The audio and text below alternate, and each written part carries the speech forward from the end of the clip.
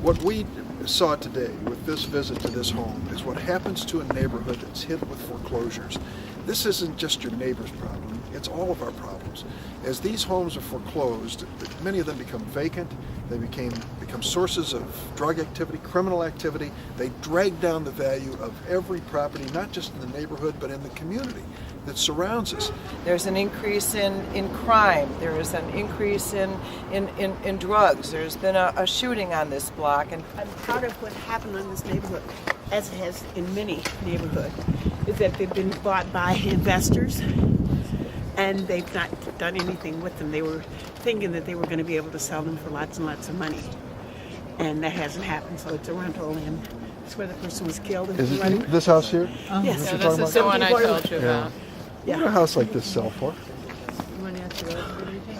Less at this point, less than $100,000. Less than $100,000. Less than 100? Yeah, But yeah, it considerabably was less. purchased- They've dropped dramatically.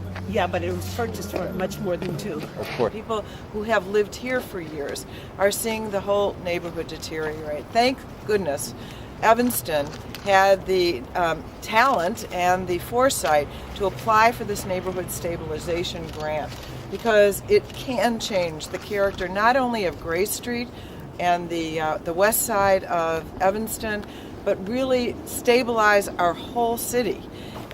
Sometimes it's tracking down who owns them. Yeah, that's a problem. That's a problem. But Jeff Buckley's done a good job. We have a vacant building ordinance, so we enforce.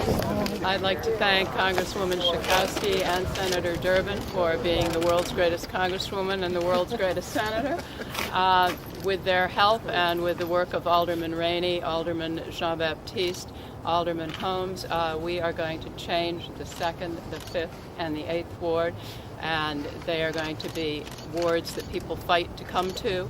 They are going to represent the American dream, and it is going to happen very soon, thanks to the $18,150,000 that we received. We're just really excited to be able to receive the funds and to be able to make a change in the neighborhood. We are going to do it block by block. We've been working for the last 4 years trying to change our neighborhood to make it livable in terms of being the most livable community in America, and that's what we're going to make Evanston. The requirement of the grant is that the properties be foreclosed or abandoned. In other words, they are not currently occupied.